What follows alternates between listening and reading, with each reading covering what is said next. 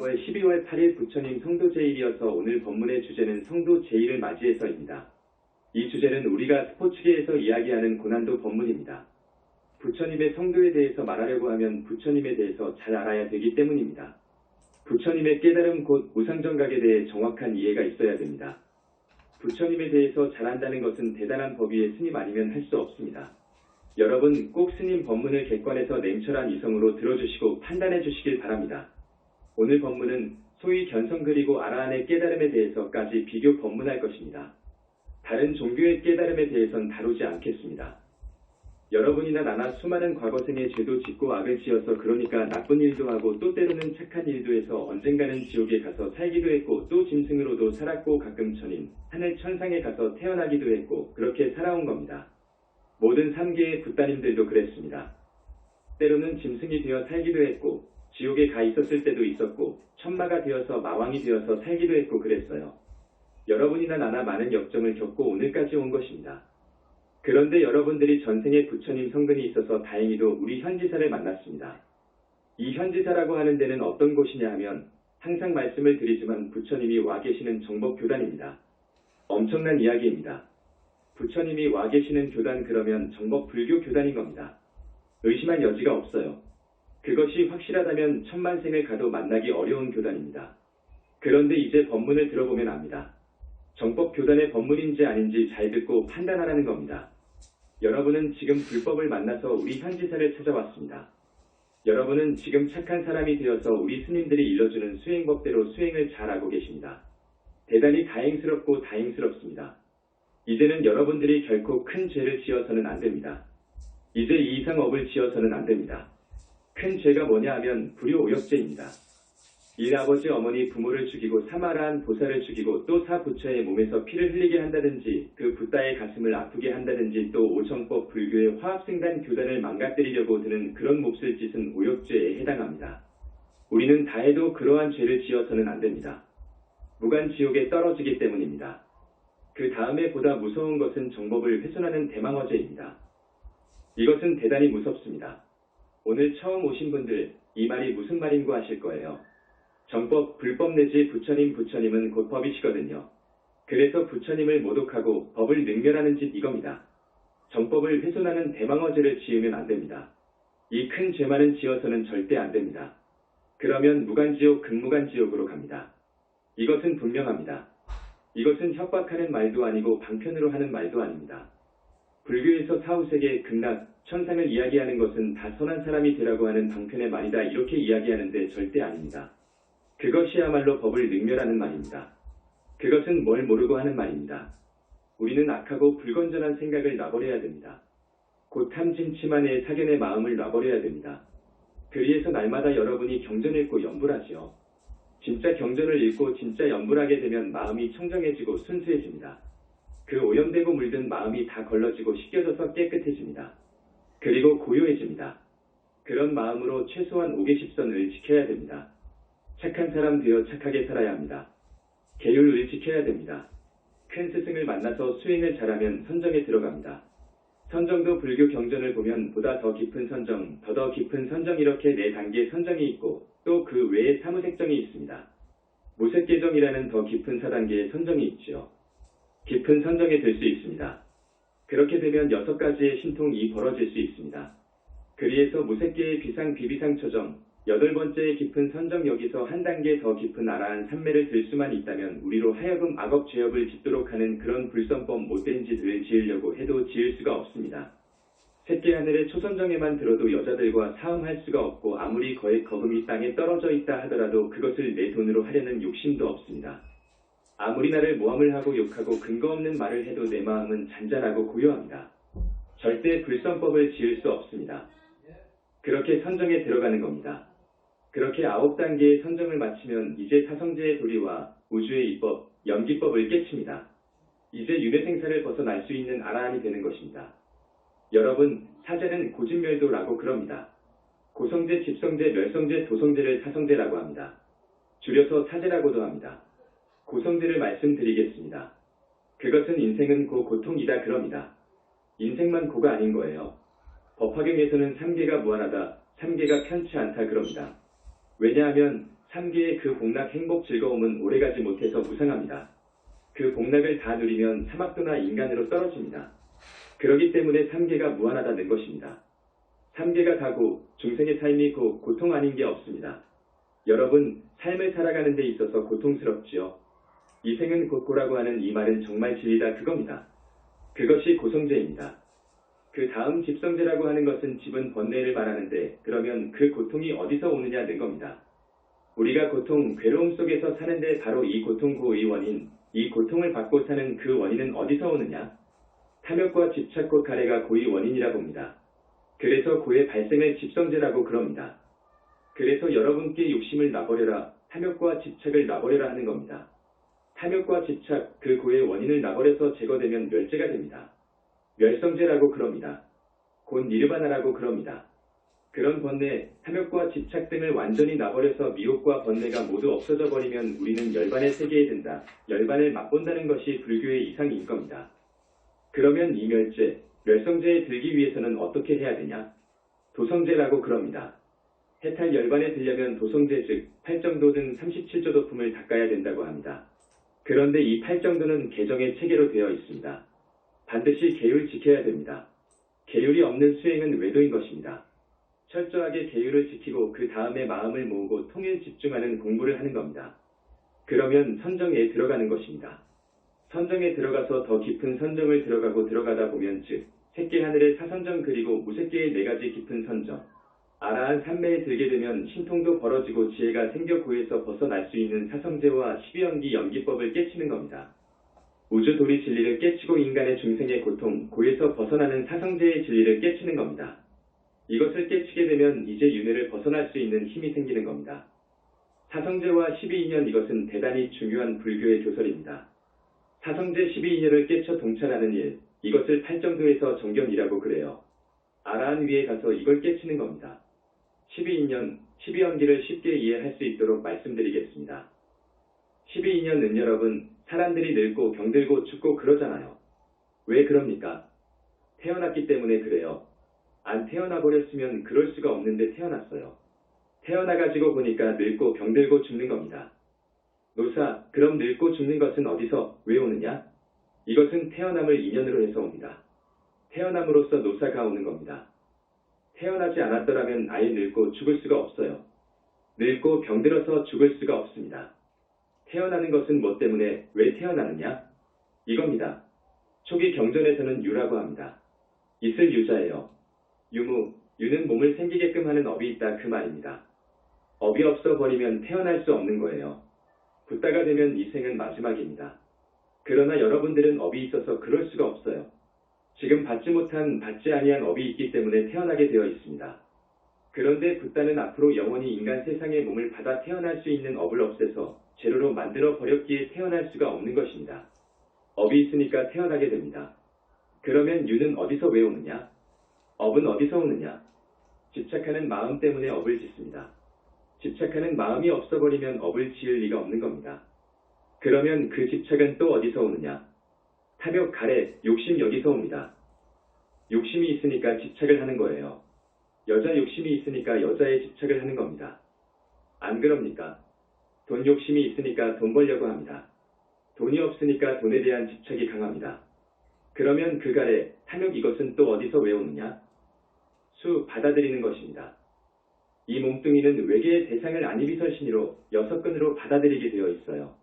이 육신은 구조적으로 외계 대상을 6근을 통해서 받아들이게 되어 있습니다. 이것을 막아보려고 힌두교나 불교에선 일찍이 삼매 선정에 드는 방법을 연구를 한 것입니다. 수에서 온다. 수는 어디서 오느냐? 6촉. 촉에서 옵니다. 이것을 좀 쉽게 말을 해야 하는데 오늘 이 주제가 성도제길이어서 빨리 가겠습니다. 촉은 어디서 오느냐? 입, 육입, 육처에서 옵니다. 육입은 어디서 오느냐? 명색에서 옵니다. 사람은 정신하고 육신이 합해져가지고 인간 구실을 하잖아요. 정신이 나가버리면 안 되잖아요. 명은 정신입니다. 이름 명자. 색은 색깔 색자 물질을 말합니다. 그러면 명색은 어디서 오느냐? 이것은 깊은 사유가 아니면 정답을 얻기 어렵습니다. 부처님께서는 아주 오랜 나유타겁 전에 명색은 식업식에서 온다 그렇게 깨달으셨습니다. 영혼체에 붙어있는 비본질적인 것들을 합한 그 업식에서 오는 것입니다. 그러면 그 식은 어디서 오느냐? 행에서 옵니다. 친구의 삼업으로 지은 많은 생을 통해서 우리가 행위한 선악, 그 행에서 업식이 온다는 겁니다.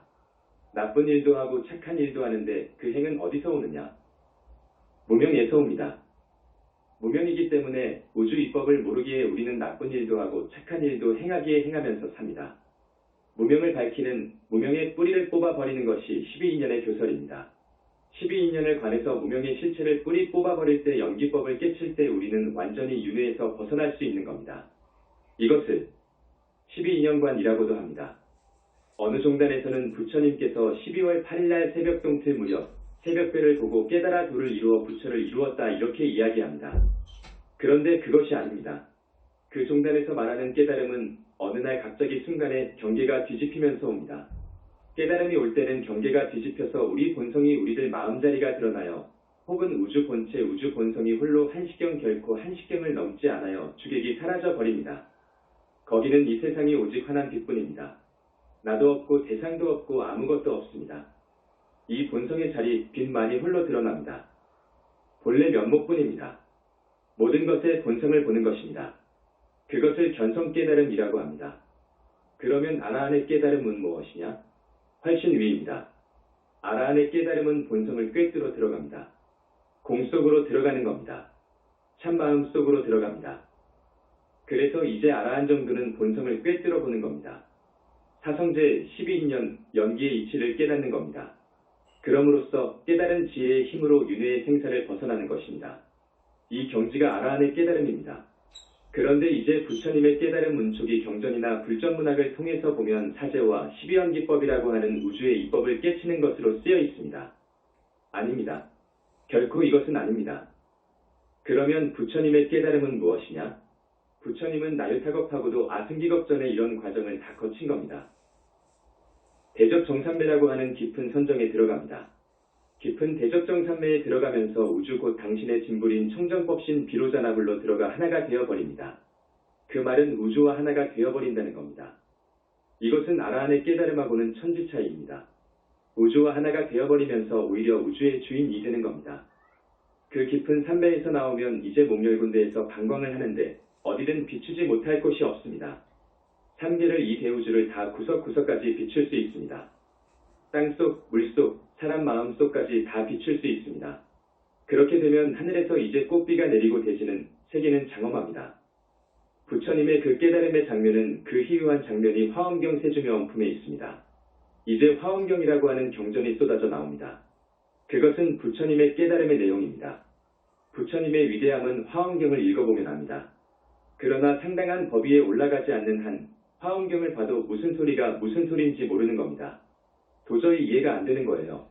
화엄경을 볼 정도가 되려면 정말로 교학도 최고 수준이어야 되고 수행도 거의 상품 보살 정도 가야 되는 겁니다. 들어보십시오. 화엄경 말씀입니다. 부처님께서 처음으로 깨달음을 이루셨을 때 대지는 청정해지고 갖가지 보화와 꽃으로 장식되었으며 아름다운 향기가 넘쳐 흘렀다. 또 화화는 부처님 주위를 둘러싸고 있었으며 그 위에 금, 은유리, 수정, 산호, 만호 등의 진귀한 보석들이 뿌려졌다. 그리고 수많은 나무들은 잎과 가지에서 빛을 발하면서 빛나고 있었다. 그때 부처님께서는 과거, 현재, 미래의 진리가 모두 평등함을 깨달았고 그 지혜의 광명은 모든 사람의 몸속까지 비추었으며 미묘한 깨달음의 음성은 세계의 끝까지 들렸다. 그것은 마치 허공을 질러 가듯이 아무런 장애도 받지 않았다. 이 장엄한 부처님의 깨달음은 도저히 생각할 수도 측량할 수 없는 이 광경. 선불교에서 이야기하는 깨달음 수준하고 하늘 땅 차이 아닙니까? 아라한하고도 하늘 땅 차이인 겁니다.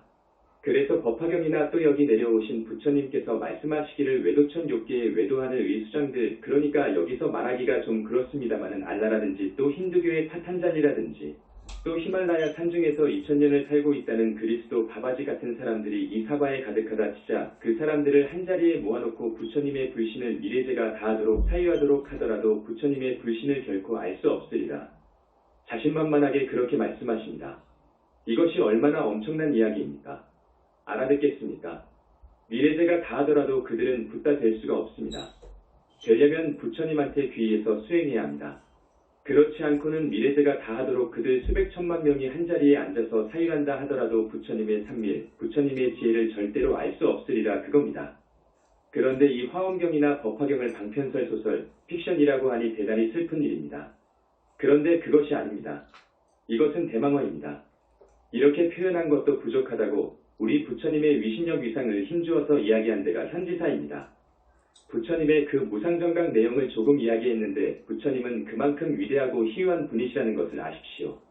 그래서 어느 종단에서 부처님은 새벽별을 보고 깨친 분이다 하고 말하는 것은 부처님도 우주 본성을 깨달으신 분에 불과하니 우리와 똑같다는 말을 하고 싶어서 하는 말입니다. 부처님을 격하하고 자기 종단의 종지 사상을 미화되고 시키면서 부처님의 그 실존 위상 위신력 원력 등 이 모든 것을 깎아내리는 말입니다. 그곳에서는 마음이 부처라고 믿기에 화엄경, 법화경 열애수량품 등을 인정하지 않습니다. 방편설이라고 우깁니다. 다시 분명히 해둡니다. 부처님의 깨달음은 우주와 하나가 된 청정법신 비로자나불이 되어버린 겁니다. 당신이 곧 우주의 주인 나는 것을 깨달은 겁니다. 선종의 깨달음과 얼마나 차이가 납니까? 앞에서 설명드렸듯 선종의 깨달음과 아라한의 깨달음은 또 차이가 납니다. 정법교단인 현지사에서는 본성이 청정무구하고 허공 같은 것을 깨달아서 알았으면 우주의 이법을 좀 알았으면 이제 무르대아라한 보살 뿌따 되는 공부를 해라 그럽니다. 탈정도 법으로 스승을 만나 공부하라. 그렇지 않으면 그것은 외도의 깨달음일 뿐 윤회에서 벗어날 수 없다. 윤회에서 벗어나려면 깊은 선정의 힘이 아니고는 안 된다.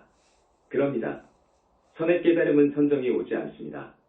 선의 깨달음으로는 선정이 될 수 없습니다. 그리고 선의 깨달음은 다겁생으로 내려오면서 지은 죄업장이 소멸될 리가 없습니다. 업장 소멸도 안 되는데 어떻게 해서 윤회에서 벗어납니까? 마땅히 부처님께 철저히 귀의해서 부처님 법대로 수행해야 하는 겁니다. 우리 현지사 신도분들, 스님이 여러분들께 선정에 드는 공부하시오 그러는 것이 아닙니다. 여러분은 지금 부처님을 믿는 정법교단에 오셨습니다. 많은 과거생의 수행도 많이 하고 성근 공덕이 있어서 이 교단을 만난 겁니다. 우리나라 인구 5천만 명 중에 지금 1,500명 정도 오신 여러분들은 정말 선택된 분들이라고 알아야 합니다. 그러므로 여러분들은 착한 사람이 되어서 과거를 참회하고 공부 잘해서 이제 앞으로는 사막도에 안 가야 하지 않습니까? 그러려면 우선 큰 죄란 것이 뭔가를 알아야 합니다. 무엇이 지옥, 무간 극무간 지옥에 갈 죄인가?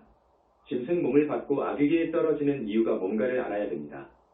여러분이 지금까지 지은 죄업장은 태산만 하니까 이것을 소멸하는 교단을 찾아야 되는 겁니다. 업장 소멸시켜줄 수 있는 종단. 그것은 부처님이 와 계시는 종단뿐입니다. 부처님만이 업장을 소멸해 줄 수 있습니다. 부처님께서 당신의 불신을 만들고 업장을 소멸하는 등 그 큰 힘은 무량광이라고 하는 그 빛 광명에서 나오는 겁니다. 부처님은 이것을 최초로 발명하셔서 당신의 불신을 만드신 분입니다. 부처님 이후 붓다 보살들은 전부 부처님께서 만드신 작품이라고 해도 과언이 아닙니다. 여기는 타령문입니다. 자력을 기반으로 하는 타령문의 교단입니다. 수행의 문은 두 가지로 자력문과 타령문이 있습니다. 자력문으로는 윤회에서 벗어나기란 정말로 어렵습니다. 100년에 하나 둘 나올 겁니다. 그러나 타령문 우리 부처님이 와 계신 이 교단, 타령문이라고 해서 무조건 복을 주고 삼매로 이끌어서 아라한을 보살을 만드는 것이 아닙니다. 성근공덕이 있어야 됩니다. 그러면 전지만능 자제하시기 때문에 그 사람 업장을 씹고 씻어주셔서 보살로 만들어 놓는 겁니다. 그런 데는 여기밖에 없습니다. 그러니까 오늘 처음 오신 우리 신도분들, 일단 저번 시간에 말씀했습니다. 참회하라고요. 철저한 참회를 해야 합니다. 참회라는 것은 반성한다 그겁니다. 과거생에 지은 죄도 모르는데 어떻게 반성하느냐. 금생에 와서 자기가 저지른 짓, 나쁜 짓 생각나죠? 생각나는 겁니다. 그것을 철저히 반성하는 겁니다. 두 번 다시 내가 그런 업을 안 짓는다. 스스로 맹세해야 됩니다. 그래서 스님이 100일을 두고 공부 끝나면 매일 참회문을 쓰라고 했습니다. 그렇게 하시면 진짜 참 사람이 됩니다. 정말 착한 사람이 되는 겁니다. 자기의 단점만을 골라서 불식하는 그런 착한 사람이 되는 겁니다. 남의 단점 보려고도 않는 겁니다. 그래서 참 사람이 되어야 합니다. 참회하며 착한 사람이 되려면 최소한도로 5계십선을 지켜야 됩니다. 그렇게 되면 지옥 악귀 축생에 떨어질 업을 지을 수가 없는 겁니다. 그러니까 5계십선이라도 지키면 아주 공부가 쉽습니다. 부처님 경전을 읽어야 됩니다. 우리 석가모니 부처님 공부라고 하면 금강경 읽는 것으로부터 시작해요. 금강경을 읽고 부처님 다라니를 하고 자기 눈높이 벽에다가 점 하나를 찍는데 초심자들은 점을 이렇게 그려놔도 좋지만 공부를 많이 하게 되면은 마음으로 점을 찍는 것이니까 그것은 상관없습니다. 그렇게 딱 찍어가지고 두 눈으로 그 점을 향해서 고정시키고 두 눈을 한 점에다가 깜빡거리지도 않고 석가모니불 하면서 동시에 이 생각듯 영혼체 자기 주인공로 하여금 금강반야바라밀 하도록 해야 됩니다. 이것이 어렵습니다. 다른 연불종에서 하는 연불하고 완전히 틀립니다. 처음에는 이것이 안 됩니다. 6개월 1년 가도 될뚱말뚱해요. 그러나 내가 진짜 연불 공부를 해야 되겠다 그렇게 생각을 한 사람은 아주 용맹정진하다 보면 됩니다. 입으로는 석가모니불, 뜻으로는 금강반야바라밀이 됩니다. 그러면서 뚫고 들어가는 겁니다. 쭉 참 마음속으로 들어가는 겁니다. 그러면 선정에 들어가는 겁니다. 이 공부가 어렵기 때문에 내가 안 시켰습니다. 그저 낭낭하게 석가모니불 30분 1시간 연불을 해라 그랬습니다. 그렇게만 해도 됩니다. 연불하면서 무아행을 할 줄 알아야 합니다. 내 생각, 이 몸뚱이는 나도 내 것이 아니기 때문에 온갖 유혹에 안 속아야 됩니다. 내가 아니기 때문에 이놈 내 생각과 몸뚱이한테 집착, 애착을 하지 마라 그겁니다. 그러면서 착한 일은 다 하는 것을 무아의 보살행이라고 그럽니다. 보살행을 어떻게 하느냐? 보살행은 지혜와 연민이 있어야 합니다. 지혜와 연민이 없는 보살행은 보살행이 아닙니다. 팔정도와 육바라밀은 지혜와 연민을 생기게끔 합니다. 이거 이기심 없는 나라는 생각을 비우는 게 지혜입니다. 지혜와 연민으로 보살행하라 이겁니다. 내 앞에 불쌍한 이가 있으면 연민하는 마음 때문에 살펴주지요. 또 영적으로 모든 중생들을 볼 때 그들이 죽으면 틀림없이 90%가량 사막도로 갑니다. 귀신 무주고원도 되고요. 단 1% 정도가 육하늘에 간다고 보면 맞습니다. 그러니까 내가 이 불쌍한 세상 사람들을 영적으로 구원을 해야 되겠다는 보살의 마음 중요합니다. 영혼체가 진짜 생명입니다. 그 진짜 생명체를 살려줘야 되겠는데 내가 지금 현재 아는 것도 수행도 얼마 안 돼서 이 덕과 학문이 갖추지 못했다고 생각되시거든 현지사로 데리고 와서 법문을 듣도록 인도해 주십시오. 많이 포교하면 대단한 공덕인 겁니다. 그 많은 사람들이 나 때문에 사막도에 안 가게끔 했다면 큰 공덕을 짓는 겁니다. 그래서 부처님은 그 사람한테 보살인가까지 해주잖아요. 그리고 연불같이 가장 중요한 덕목은 부처님께 지심으로 예배하고 공경하는 마음으로 공양 올리는 것이에요. 우주 자체이신 절대자한테 공경 공양을 하는 것이 굉장히 큰 공덕입니다. 어떤 경우는 10겁, 100겁의 업장을 소멸시켜 주시기 때문입니다. 이 공양 공덕이 그렇듯 대단합니다. 그리고 부탁 말씀이 있는데 여러분 오늘 처음 오신 분들 빚지고 살지 마세요. 공것이라고 마구 먹으면 큰일 납니다. 공것이 없는 겁니다. 세상에는 빚졌으면 갚아야 되는데 갚으려면 고달파요. 그리고 어떤 누구와도 척짓고 살지 마세요. 원수원결 짓지 말라, 원한 사지 말라 그 말입니다. 이것은 대단히 중요한 가르침입니다. 그리고 여러분들이 죽어 명부에 들어가면 열시왕이 반드시 묻는 것이 있습니다. 너는 한평생 중생에게 어떤 이익된 일을 하며 살았느냐? 고 물을 겁니다. 여러분, 저녁 주무시기 전에 가슴에 손을 얹고 생각해보세요. 나는 지금까지 살면서 이 많은 불쌍한 사람들을 위해서 무슨 일을 했는가? 한번 생각해보세요. 대단히 중요한 이야기입니다. 이것이 보살행입니다. 보살행을 했느냐 안 했느냐 그 말입니다. 아까 말씀드렸듯이 보살행을 지혜와 연민으로 하는 겁니다. 지혜와 연민 없이 하면 안 돼요. 나라는 생각 없는 그런 자세로 해야 됩니다. 2년 전부터 법문 녹취한 것을 내가 직접 다듬어서 녹취한 걸 받아보기를 희망한 120여 명의 불자들에게 메일로 보내주고 있습니다. 앞으로 녹취본을 받아보기를 원하는 분들은 성지 스님에게 메일 주소와 전화번호를 알려주십시오. 끝으로 한 말씀 첨가하고자 합니다. 경에서는 3세열의 일치동이라고 합니다. 쉽게 말하면 부처님과 붓다끼리는 빛으로 상속이 되어 있다 그겁니다. 빛으로 모두 상속이 되어 있기 때문에 붓다끼리는 한 티끌 한 생각이 같습니다. 어떤 붓다를 위해서 정말로 공경예배 공양했다면 그 공덕은 한이 없는 겁니다. 3개의 붓다들한테 그렇게 했으니까요. 반대로 그 붓다의 진실 아닌 것을 허물로 만들어가지고 모두 능멸하면 그것은 극무간지옥 가는 겁니다. 붓다가 우주 주인입니다. 그런 붓다와 그리고 그 정법교단을 위해 준 만큼 큰 공덕을 받는 겁니다. 반대로 그 교단을 정말로 망가뜨리려고 몹쓸 짓을 하는 그 죄는 큰 겁니다. 이 말씀 드리고 나는 여러분들이 참 사람이 되어서 진짜 부처님 제자가 되길 바랍니다. 부처님은 살아계십니다. 불과 이루신 지는 법화경 열애수량품에 나와 있습니다. 부처님께는 아주 오랜 겁전, 무수겁전, 무량겁전, 나유타 승기겁 전에 불과 이루신 분입니다. 불과를 이루게 되면 우주의 본체를 흡수해서 그 본체와 하나가 되어버립니다. 영원한 불생불멸로 그 본체와 우주와 하나가 되어버리기에 주인이 되는 겁니다. 우리 현지사만이 2600년 만에 부처님 계심을 확실히 아는 종단입니다. 부처님을 분명히 압니다. 우리 교단을 우리 태사부님을 있는 그대로 보십시오. 붓다이십니다. 한마디라도 그 분께 누가 되면 큰일 납니다. 네, 가끔 이야기하지만 우리 교단을 사랑해 주십시오. 아셨죠? 전번에 말씀드렸듯이 이 깨달음이란 것은 알에서 갓 깨어난 병아리, 어머니 뱃속에서 막 태어난 아기 수준입니다. 자기들은 화련대오 했다지만 불보살이 필요하고 어미닭이 필요한 겁니다. 네, 가끔 하도 소중해서 현혹당하지 마시라고 이런 말씀드립니다. 여러분들이 지금 정법을 이렇게 어찌어찌 하다가 맹구목 비유처럼 만났습니다. 스님이 이 법상에 나와서 거짓말을 조금이라도 하겠습니까? 나는 특히 태어난 이후로 욕 거짓말 못했습니다. 더더구나 스님된 이후로는 입으로 짓는 4가지 업을 경계했습니다. 뜻으로 짓는 3가지 업 탐진치, 몸뚱이로 짓는 3가지 업 살생투도 삼. 이것을 십선이라고 하죠. 이것을 지킨 사람입니다. 그리고 부처님께서 겁에 하나 당신 아들을 내려고 하는데 다겁생, 적어도 몇만 겁 전까지를 봅니다. 성적표를 전부 봐가지고 낙점한 겁니다. 이 다음에 이 사람 수기를 줘서 부처를 만드는 겁니다. 아무나 안 주는 겁니다. 이 3천대천 세계의 중생이 얼마나 많은 줄 압니까? 이 지구상에도 70억입니다. 지옥 악귀 축생하는 다른 3계 중생들 이것 헤아릴 수가 없는 겁니다. 그 중에서 겁에 하나 한 사람 낙점하는 겁니다.